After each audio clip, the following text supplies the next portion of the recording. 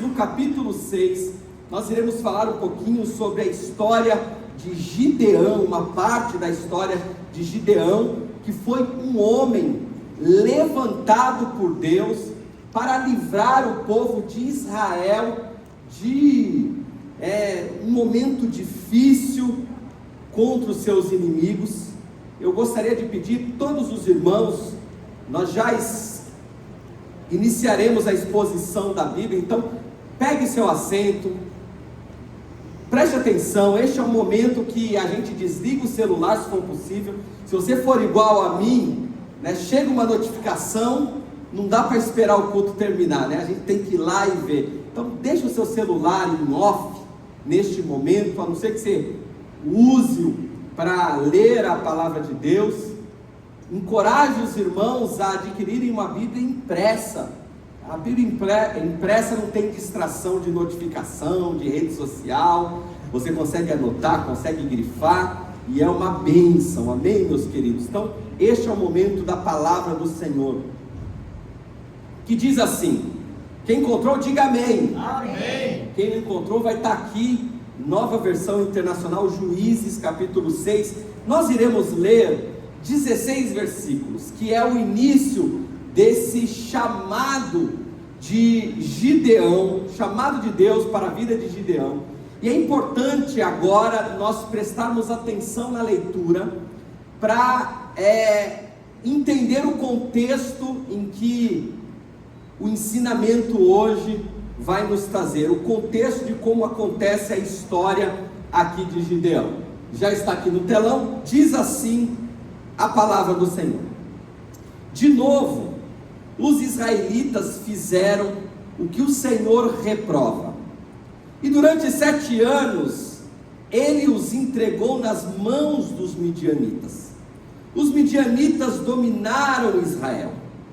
Por isso, os israelitas fizeram para si esconderijos nas montanhas, nas cavernas e nas fortalezas.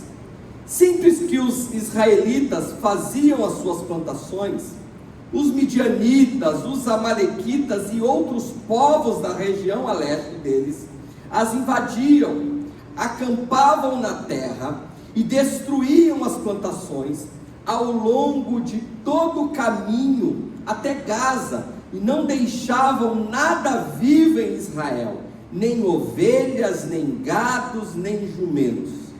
Eles subiam trazendo seus animais e as suas tendas, e vinham como enxames de gafanhotos. Era impossível contar os homens e os seus camelos. Invadiam a terra para devastá-la. Olha o versículo 6, amados. Por causa de Midian, Israel empobreceu tanto, que os israelitas clamaram por socorro ao Senhor. Quando os israelitas clamaram ao Senhor por causa de Midian, ele lhes enviou um profeta que disse: assim diz o Senhor, o Deus de Israel: tirei vocês do Egito, da terra da escravidão, e os livrei do poder do Egito e das mãos de todos os seus opressores. Expulsei-os e dei a vocês a terra deles. E também disse a vocês: eu sou o Senhor, o seu Deus. Não adorem os deuses dos amorreus, em cuja terra vivem, mas vocês não me deram ouvidos. Versículo 11: então o anjo do Senhor veio e assentou-se sobre a grande árvore de Ofrá, que pertencia ao abiezerita Joás. Gideão, filho de Joás, malhava o trigo num tanque de prensas de uvas, para escondê-lo dos midianitas. Versículo 12: então o anjo do Senhor apareceu a Gideão e lhe disse: o Senhor está com você, poderoso guerreiro.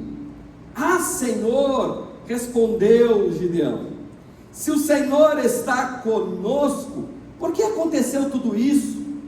Onde estão todas as suas maravilhas que os nossos pais nos contam, quando dizem: não foi o Senhor que nos tirou do Egito, mas agora o Senhor nos abandonou e nos entregou nas mãos de Midian. O Senhor se voltou para ele e disse: com a força que você tem, vá libertar Israel das mãos de Midian. Não sou eu quem o está enviando? Versículo 15: ah, Senhor, respondeu Gideão, como posso libertar Israel? Meu clã é o menos importante de Manassés, e eu sou o menor da minha família. Versículo 16 e último: eu estarei com você, respondeu o Senhor, e você derrotará todos os midianitas como se fossem um só homem. Glória a Deus, louvado seja. Baixa só um pouquinho o meu retorno. Glória a Deus, amados, queridos do Senhor. O tema da mensagem que o Senhor colocou no meu coração para compartilhar com vocês é: destranque o seu coração. Existem portas que ninguém vê. Essas portas são internas, são portas emocionais, são portas espirituais. Aqui em nosso meio, podemos dizer com certeza de que existem pessoas aqui que já acreditaram mais, pessoas que já sonharam mais, pessoas que já confiaram mais, mas hoje, por algum motivo, estão trancados por dentro. E existem muitas situações que fazem o nosso coração trancar, fazem a porta do nosso coração trancar. Por exemplo, lutas prolongadas. Quando a luta se prolonga por muito tempo, quando os desafios, as circunstâncias adversas se prolongam por muito tempo, os nossos corações muitas vezes se trancam. Outra coisa que tem um potencial enorme de trancar o coração é feridas causadas na infância e que são carregadas na vida adulta. Isso fazem o nosso coração trancar. Essas feridas, palavras que marcaram a nossa vida, palavras que nos trazem bloqueios, palavras do tipo: você não vai conseguir, você não vai chegar a lugar algum, você nasceu para sofrer. Outra coisa que faz o coração trancar são frustrações repetidas, tentativas e erros. A gente tenta e se frustra, portas que não se abriram. Isso causa em nós uma baixa autoestima, sensação de abandono, traições, falta de cuidado para conosco. Tudo isso, meus queridos, um roubo que tivemos, tudo isso faz com que o nosso coração se tranque. Quando nós lemos o texto, nós lemos aqui um homem chamado Gideão, que está com o seu coração trancado. Nós iremos entrar no texto aqui, mas antes de entrarmos no texto, eu quero te dizer uma verdade: Deus fala com pessoas cujos corações estão trancados. Aleluia. Talvez ninguém saiba, mas algo ao longo da tua história trancou o seu coração para determinadas coisas. Talvez, inclusive, seu coração esteja trancado para um relacionamento mais profundo com Deus.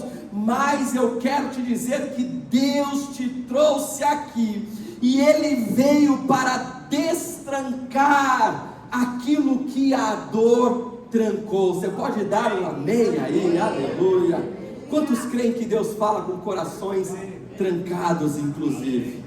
Sabe por quê, amados? Porque às vezes a gente tem uma falsa sensação e um falso entendimento do relacionamento com Deus. A gente pensa que Deus só fala se a gente estiver totalmente aberto.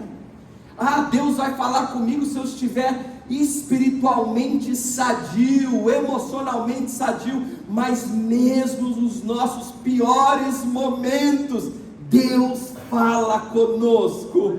Mesmo nos dias em que a gente chega aqui e não sente nada, e às vezes a gente olha para o lado, vê alguém chorando, a gente olha para o outro, vê alguém se alegrando, a gente olha aqui no altar, vê alguém levantando as suas mãos e adorando, e a gente não está sentindo nada, e talvez é porque o nosso coração está trancado, talvez a sua semana não foi tão boa, e você chega aqui e está frio. Deixa eu te dizer uma coisa: Deus quer falar com você. Aleluia. Deus é poderoso e Ele quer falar com você, mesmo que o teu coração esteja hoje trancado, meu querido e minha querida. Quando nós olhamos para o texto, nós vemos um povo em colapso. O cenário do povo de Israel é um cenário de adversidade, porque eles estão debaixo de um domínio dos midianitas. Além dos midianitas, a palavra de Deus vai dizer que outros povos, como os amalequitas, povos do Oriente, estavam invadindo o território de Israel com frequência. Eles plantavam e esses povos invadiam e destruíam todas as plantações, matavam todos os animais, deixavam o povo na miséria. O versículo 6 vai nos dizer que Israel ficou debilitado por causa de Midian. O povo empobreceu demais. Mas no versículo 6 também nos traz aqui, se você tiver com a sua Bíblia aberta, confira aí comigo, nos traz uma segunda informação. Os israelitas, diante de tamanha dificuldade, clamaram ao Senhor. Veja que a situação é difícil, porque não é só uma guerra, é um desgaste contínuo. Nós vivemos guerra, mas imagina uma guerra que te traz um desgaste continuamente. Não era um problema pontual, era um problema que se repetia todas as vezes que eles plantavam, todas as vezes que eles iriam colher. Deixa eu trazer aqui para a gente, existem coisas que muitas vezes não nos destrói de uma vez, mas vai nos desgastando aos poucos. Tem gente aqui que não caiu de uma vez, vai se fechando aos poucos. Pessoas que vão se fechando a Deus aos poucos. Pessoas que vão se fechando aos relacionamentos aos poucos.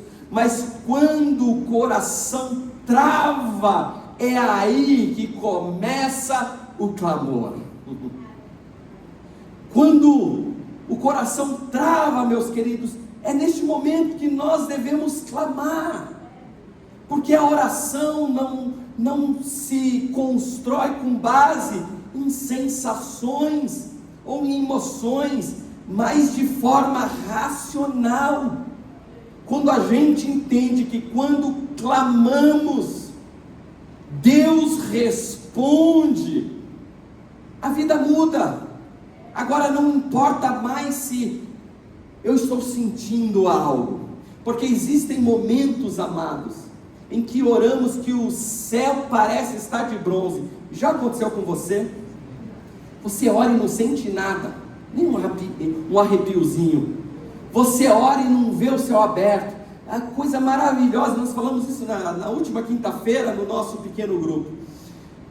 Existem momentos em que a gente ora e a lágrima desce, e a gente sente a presença de Deus, e é maravilhoso. Mas existem momentos que o céu está de bronze, parece que a oração não passa do teto, mas a grande verdade é que Deus nos responde. Outro equívoco a respeito da oração: a gente pensa que eu preciso estar totalmente alinhado com Deus para orar.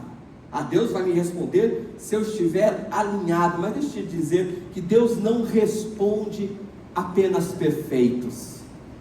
Ao contrário, Deus responde corações que estão quebrantados na presença dEle. Talvez a sua situação hoje não seja a melhor, talvez a fase que você esteja vivendo não seja a melhor, mas uma coisa é certa: Deus está te ouvindo. Volte a orar, volte a buscar, mesmo sem força, mesmo sem palavras, apenas comece a orar. A palavra de Deus diz que Deus ouviu a oração de uma mulher chamada Ana, e nesta oração ela não proferiu nenhuma palavra, ela apenas sussurrava, ela apenas clamava em silêncio, e Deus ouviu a oração de Ana. Então clame, independente da situação que você vive, independente do que você sente, clame, amados. A gente fala muito sobre oração aqui na igreja, porque oração é uma ferramenta poderosa nas regiões celestiais. Efésios 6 vai nos dizer que a nossa luta não é contra a carne, nem contra o sangue, isto é, a nossa luta não é contra pessoas, mas contra os principados e potestades que guerreiam nas regiões celestiais, e a oração é uma ferramenta para que a gente vença em todos os momentos. Aleluia. É maravilhoso quando nós oramos agradecendo, sim ou não? Quando tudo vai bem, Senhor, muito obrigado. A mesa está farta, Senhor, muito obrigado. Esta é uma oração maravilhosa e nós devemos ser gratos em todo o tempo. Mas quando a luta aperta, quando a vontade é de murmurar, quando a vontade é de reclamar, e a gente faz diferente, a gente dobra os joelhos e diz: Senhor, eu nem estou com vontade de orar, Senhor, eu nem tenho palavras para mencionar aqui ao Senhor, mas eu dobro os meus joelhos, e mesmo que não saia nada, eu estou orando, estou buscando, estou clamando a Ti. Aleluia. A situação de Israel, essa que nós lemos, começa quando o povo se afasta de Deus. As adversidades começam quando o povo se afasta do seu coração de Deus, mas Deus se movimenta quando o povo retorna em clamor. Aleluia. Então clame ao Senhor. Aleluia. Levante a sua mão e diga assim: farei da minha vida uma prática de oração. Declare na presença do Senhor dizendo: eu vou orar todos os dias, em nome de Jesus. Aleluia. Firme esse compromisso com Deus. E orar todos os dias não é ficar uma hora de joelhos. Talvez você não tenha ainda estrutura espiritual para isso, mas se tiver para orar 1 minuto, ore 1 minuto.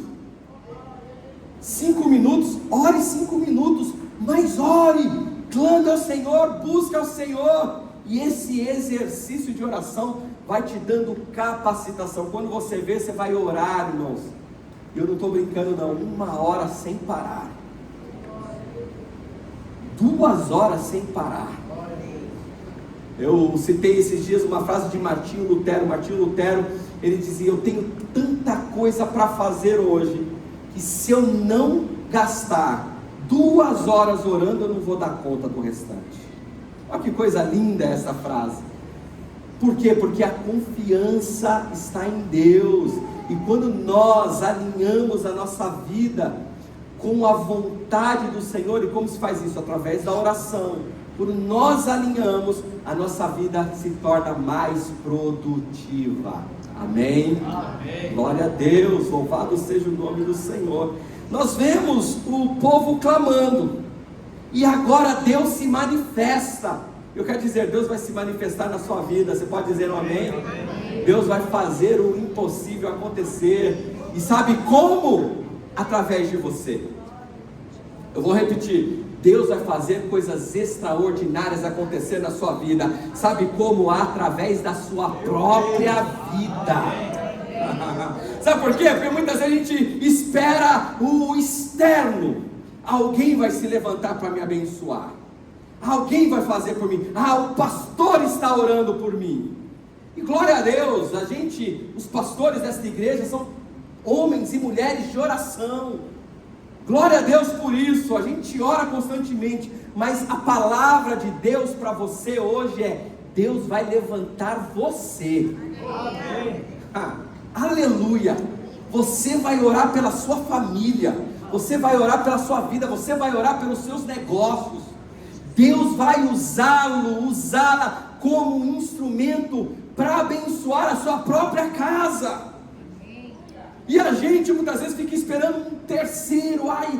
Aonde virá o Salvador? Será que a salvação vem do patrão? Será que a salvação vem do governo? Será que a salvação virá nas próximas eleições? Será que a salvação vem da Casa Branca? Será que a salvação vem de algum lugar? Não, a salvação virá através de você, porque o Senhor te levanta hoje.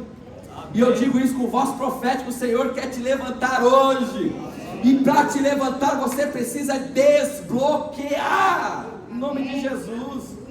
Deus não chamou alguém externo, Deus levantou alguém de dentro aqui neste texto.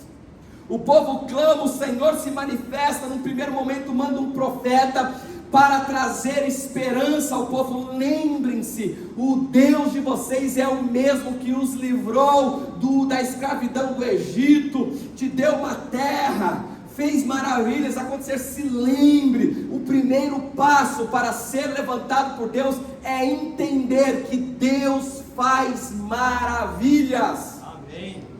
É entender e rebobinar uma fita. Os mais novos não sabem nem o que é isso, mas eu sou do tempo que a gente alugava fita na Blockbuster, e tem gente que não sabe nem o que é isso, né? Ou na locadora do bairro, e a gente assistia o filme, era uma fita grande, a gente botava no videocassete. Meu Deus do céu, eu estou entregando a minha idade aqui.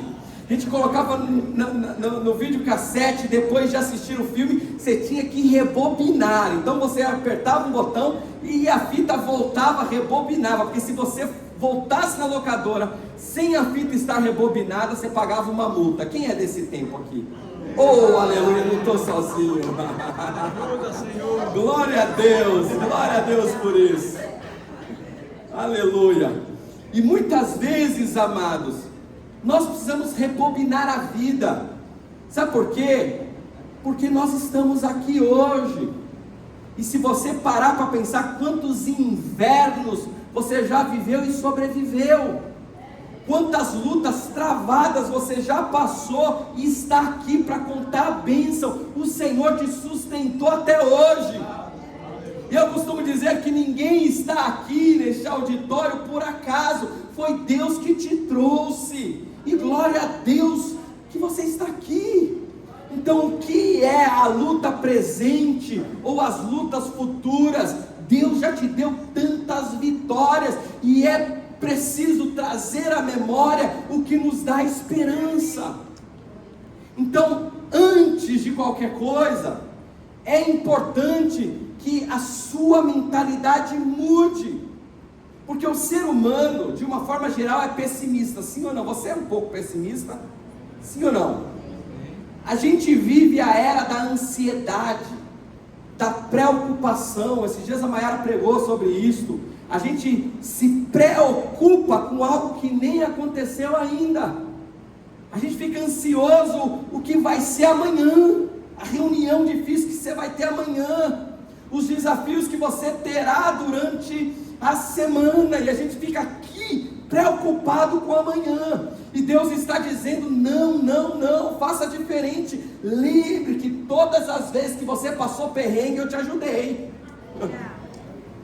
Todas as vezes que você passou por dificuldades, eu estive com você, te forjei, te dei crescimento, te dei entendimento, sabedoria. E não tem nada, quando nós estamos com Deus, não tem nada que nos traga uma derrota permanente, amados. Aleluia, quando nós estamos forjados no Espírito, quando nós oramos, quando nós buscamos a Deus, Deus dá escape, Deus nos levanta, Deus nos capacita. E eu vou repetir, mesmo que eu esteja sendo repetitivo, Deus quer usar você, Deus quer levantar você do jeito como você é. Aleluia. E foi isso que acontece aqui com Gideão. Há um encontro no versículo 11. A partir do verso 11, a palavra vai dizer que o Senhor envia um anjo e encontra Gideão. Há um encontro de Deus com Gideão. Onde Gideão está? Está malhando trigo no lugar errado. Gideão está escondido. Gideão está com medo. O pouco de trigo que sobrou da última invasão, ele está ali escondido, malhando trigo no lagar, com medo. Aí o Senhor chega, olha o que diz o versículo 12: então o anjo do Senhor apareceu a Gideão e lhe disse: o Senhor está com você, poderoso guerreiro. Meu Deus do céu, isso é incrível, sabe por quê? Porque a gente não ouve, não vê, não tem um relato de que Gideão era um guerreiro, e de fato ele não era. Gideão não havia participado de nenhuma guerra, Gideão não era alguém benquisto e conhecido no meio do povo de Israel. Mas quando Deus olha para Gideão, ele diz: o Senhor está com você, poderoso guerreiro. E a gente vai ver, nós vamos meditar, Gideão não se vê dessa forma, mas o Senhor o vê desta forma. Aleluia. Deixa eu te contar uma verdade: Deus te chama pelo que você é no Espírito e não pelo que você sente. Vou repetir: Deus te chama pelo que você é no Espírito, não pelo que você sente. Gideão está no esconderijo, Gideão perdeu a confiança, mas Deus não vê como você vê, Deus não vê como o homem vê. Quando Deus olha para nós, Ele nos vê diferente. Gideão, a gente vai olhar, se considera o menor, ele nasceu na menor tribo e é o menor da sua casa, mas quando o Senhor se manifesta a Gideão, vai dizer: o Senhor está contigo, poderoso guerreiro. Aleluia, aleluia, louvado seja o nome do Senhor. Mas o que acontece aqui no texto? Gideão está com o coração trancado, desalinhado à visão de Deus. E talvez Deus te trouxe aqui para que a sua visão se alinhe à visão de Deus. Nós não somos e não devemos ser arrogantes, mas nós também precisamos entender qual é a nossa identidade como filhos de Deus, como chamados e escolhidos pelo Senhor. Deus amou o mundo de tal maneira que deu o seu Filho único, para todo aquele que nele crê não pereça, mas tenha o que? A vida eterna. E em João 1 vai dizer que o Verbo se fez carne e habitou entre nós, e todos aqueles que creram e o receberam também o poder de serem feitos filhos de Deus. Então você é filho, você é filha de um Deus que é todo poderoso. Quem tem filho aqui? Às vezes os nossos filhos têm umas inseguranças que não dá para entender. A gente tem a nossa filha Estela tem 5 anos, e às vezes a gente percebe nela umas inseguranças. Está mudando isso, porque nós enquanto pais estamos reforçando a identidade nela. Mas ela é daquele tipo que, olha, vamos andar de bicicleta, Estela? Ela nem tenta, ela fala: não, eu vou cair. Ela nem tentou andar de bicicleta ainda, mas ela tem bloqueio, porque ela fala: não, eu vou cair, eu não sei. Não, mas você vai aprender, tem a rodinha, a gente tenta ensinar. mas são bloqueios. Ela não se vê, estou dando um exemplo simples aqui, amém? Ela não se vê capaz de andar numa bicicleta do tamanho dela com rodinha, mesmo vendo os amigos andando, ela não consegue se ver. Primeiro pensamento que vem é: eu vou cair. E eu, enquanto pai, falo: você não vai cair, filha, eu vou estar aqui do seu lado, eu não vou te deixar cair, vamos embora, vamos tentar. E às vezes Deus faz a mesma coisa, às vezes nós fazemos e agimos como a Estela de 5 anos. Deus está reforçando para nós a nossa identidade. A gente fala: eu não posso. A gente aprendeu a se relacionar com Deus com medo de Deus. Quem é que não ouviu na infância: Deus vai te castigar? De alguém que tinha autoridade sobre você. Deus está vendo, hein? Você vai ver o que vai acontecer. Sim ou não? E a gente vem com esses bloqueios, pensando que diante de Deus nós temos que ficar com medo. Não, meus queridos. Aleluia. Deus fala conosco da mesma forma que falou com Gideão: eu estou com você, e por isso você é um poderoso guerreiro, você pode guerrear as suas guerras sem medo. Aleluia, porque Deus está conosco. Agora, há bloqueios em Gideão aqui. Gideão está com o coração trancado, está frustrado, luta que persiste, que perdura por muito tempo. Olha o versículo 13, o que Gideão vai responder. Preste atenção, Deus está dizendo: eu estou contigo, poderoso guerreiro. Gideão responde: Senhor, respondeu Gideão, se o Senhor está conosco, por que aconteceu tudo isso? Irmãos, vou fazer uma pausa. Se Deus olhasse para você nessa situação aqui, o povo está sendo fraudado, roubado, luta prolongada, 7 anos sofrendo, o povo empobreceu, há fome, os inimigos são como gafanhotos, e aí o Senhor olha para você, se coloque nesse cenário, e aí o Senhor olha para você, se manifesta, se apresenta para você e diz: o Senhor está contigo, poderoso guerreiro, poderosa guerreira. Como que você lidaria? Olha como Gideão lida com isso. Se o Senhor está conosco, por que está me acontecendo isso? Às vezes a gente não faz assim. Eu estou ouvindo tanta mensagem, tem tanta gente falando que Deus vai me dar vitória, mas por que está acontecendo isso? É o que Gideão está dizendo. Onde estão todas as suas maravilhas que os nossos pais nos contam quando dizem: foi o Senhor que nos tirou do Egito, mas agora o Senhor nos abandonou e nos entregou nas mãos dos midianitas. Gideão, em vez de tomar posse da palavra de Deus, ele questiona. Sabe por quê? Porque Gideão ouviu sobre milagres, mas não tinha visto nenhum ainda, não tinha vivido nenhum ainda.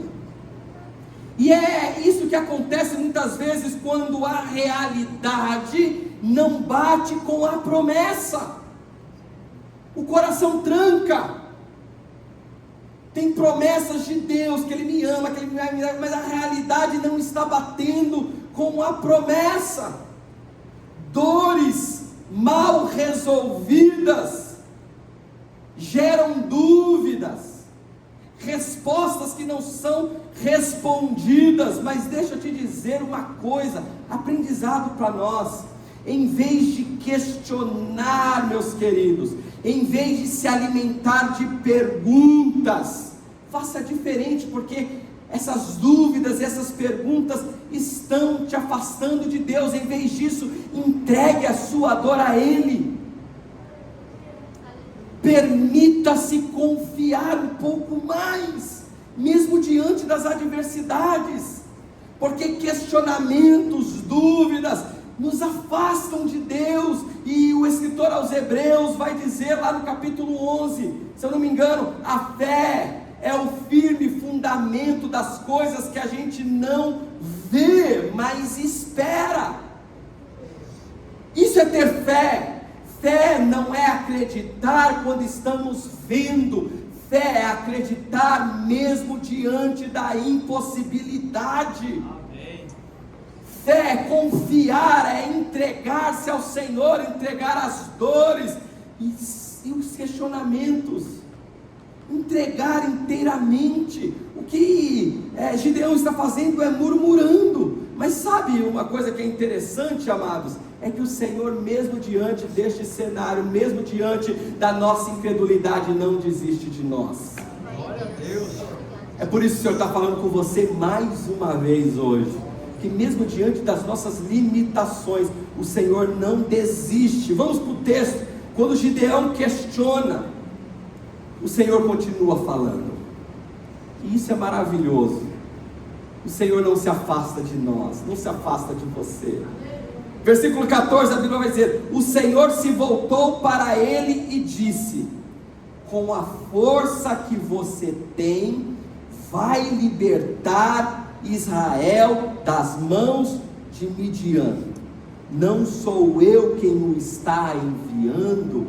Isso é maravilhoso, amados. É maravilhoso, porque Gideão está questionando: está tudo ruim aqui, Senhor, cadê suas promessas?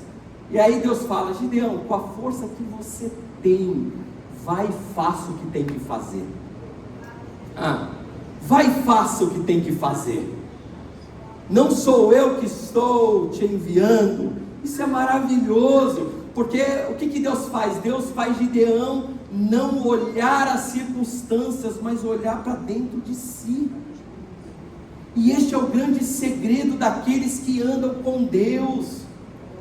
Os que andam com Deus não olham as circunstâncias, olham para dentro de si. E quando olham para dentro de si, vem Deus agindo.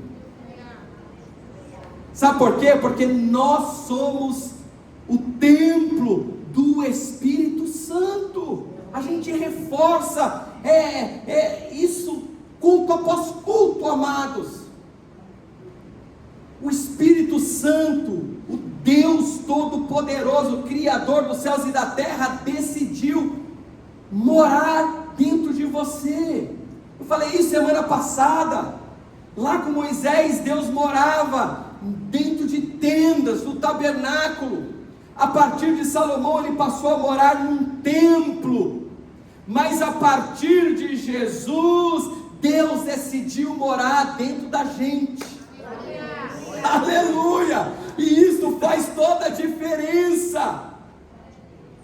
E se eu entendo que Deus mora dentro de mim, apesar de ser um vaso de barro, sem valor nenhum, porque o valor não está em nós, o valor está nele. Nós somos como barros, vasos de barro sem valor, mas dentro de nós existe um tesouro imensurável, que é a presença de Deus. O apóstolo Paulo vai falar sobre isto.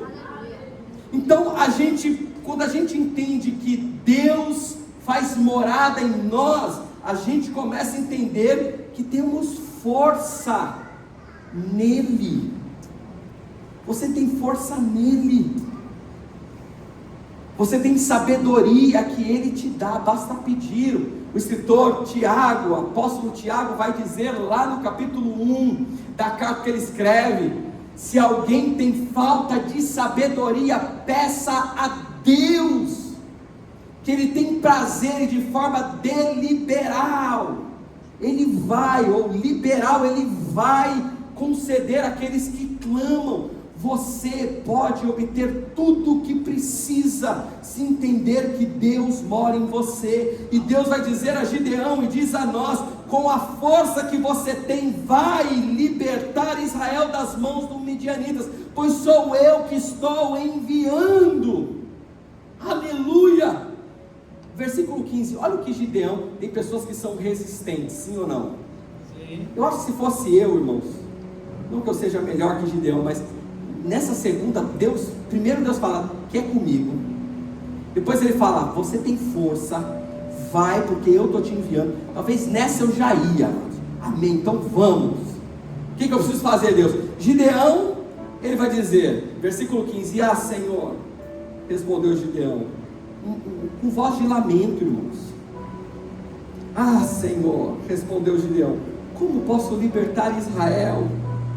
Meu clã é o menos importante de Manassés e eu sou o menor da minha família. Bloqueio do QD, baixa autoimagem. Gideão não se via capaz. Gideão se via pequeno demais. Deixa eu te dizer uma coisa, quem você pensa que é, pode estar limitando o que Deus te chamou para ser. Eu vou repetir. E se você aprender isso nesta manhã, vai ser uma bênção para a sua vida. Quem você pensa que é, pode estar limitando o que Deus te chamou para ser. Deus chamou Gideão para ser um juiz, um libertador, um líder de Israel para esta época. Mas ele está dizendo, eu sou o menor. Nasci no menor clã de Manassés. E dentro da casa do meu pai, eu sou o menor. Gideão se via pequeno demais. Mas ele era escolhido e foi capacitado pelo Senhor. Deixa eu dizer uma coisa. Você foi escolhido e capacitado pelo Senhor para viver um novo tempo. Glórias a Deus. Para viver um novo tempo. Talvez alguém te feriu. Talvez alguém pôs um bloqueio. Talvez você se compare muito com aquilo que você vê nas redes sociais. Isso é um perigo, meus irmãos. Nós que vivemos na era das redes sociais, muitas vezes nos comparamos. Nós passamos de story a story, reels após reels, e vamos nos comparando. Olha a vida dele, olha a vida dela, e eu estou aqui. E a gente começa a acreditar que não podemos, que somos incapazes. Às vezes a gente olha para a nossa história e fala, não nasci em berço de ouro, eu não estudei nos melhores colégios, eu não tive a melhor formação. Mas você tem algo que muita gente não tem, que é a presença do Espírito Santo. Aleluia. Deus é contigo. Levante a sua mão. Vá nessa sua força em nome de Jesus. Vá nessa sua força. Louvado seja o nome do Senhor. Obedeça a voz de Deus. Deus, se o Senhor vai comigo, eu vou também. Deus não espera você se sentir pronto. Não, Ele espera você dar o primeiro passo. E o primeiro passo normalmente é o passo de fé. Senhor, eu vou. Senhor, eu não aceito mais me ver como eu me vejo. Eu não aceito mais olhar para o espelho e ver alguém que é insignificante. Eu carrego a sua presença. Irmãos, eu não estou falando aqui de egocentrismo. Não é isso. Eu não estou falando aqui que alguém vai amanhã começar a pisar em outras pessoas porque se sente o maior. Não, é Deus que está com você. Amém. E a chave para a mensagem desta manhã está no versículo 16. Que quando Gideão dá essa resposta, eu sou o menor, eu sou insignificante, eu não posso, eu não consigo, eu não sou capaz. A chave está no verso 16, que o Senhor fala com toda clareza para Gideão e fala para você também, que diz a palavra, versículo 16: eu estarei com você, respondeu o Senhor, e você vai, Gideão, e vai derrotar os inimigos. A força não está em nós, está no Senhor. Aqui é a virada da mensagem, porque não é sobre capacidade, não é sobre força, não é sobre história, é sobre presença.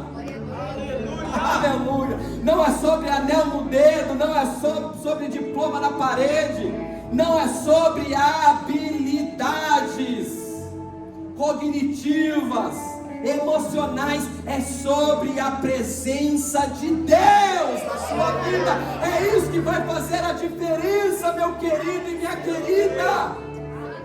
Com o Senhor você pode, na presença dele você pode. Davi era um pastor de ovelhas. Vou sair um pouquinho aqui da mensagem para você entender, porque Davi para mim é um dos grandes exemplos de alguém que andou com Deus e triunfou. Aleluia. Era um pastor de ovelhas, de baixa estatura, diferente dos guerreiros daquela época, dos reis daquela época.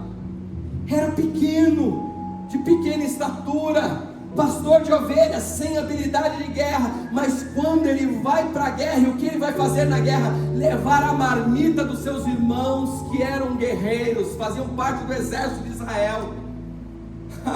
Quando ele vai e ele vê o inimigo filisteu, e no meio dos filisteus, tem um que sobressai, é gigante, 3 metros de altura, quase isso segundo a Bíblia, que está proferindo palavras contra o Deus de Israel. Ele diz: há um homem que queira lutar comigo, há alguém capaz aí, sabe? Do outro lado, o exército do Deus Altíssimo tremem de medo. Mas quando Davi ele olha aquela afronta, ele vai dizer: quem é esse incircunciso que ousa ameaçar o exército do Deus vivo? Não é sobre capacidade humana, é sobre presença de Deus. Sabe como você vai vencer as suas batalhas? Com a presença de Deus na sua vida, com convicções firmadas na palavra. Davi tem convicções a respeito do Deus de Israel, e nós precisamos ter convicções a respeito do Deus que nós servimos, amados. Nós temos que ter convicções quem nós somos. Somos moradas deste Deus, e isso é suficiente para você, porque muitas vezes a gente fica correndo atrás de recursos, e esquecemos que a coisa mais preciosa nós já temos: a presença dele em nosso meio e em nós. Diante do gigante, Davi vai dizer: você vem a mim com espada e com escudo, mas eu irei contra ti em nome do Senhor. Fique de pé em nome de Jesus. Aleluias. Levante a sua mão e repita comigo, diga: se Deus está comigo, eu já tenho tudo o que preciso. Diga assim: então eu vou avançar sem medo, porque a presença de Deus é suficiente para sustentar o meu futuro. Aleluia, louvado seja o nome do Senhor. Deus é conosco, Deus é conosco, Deus é conosco.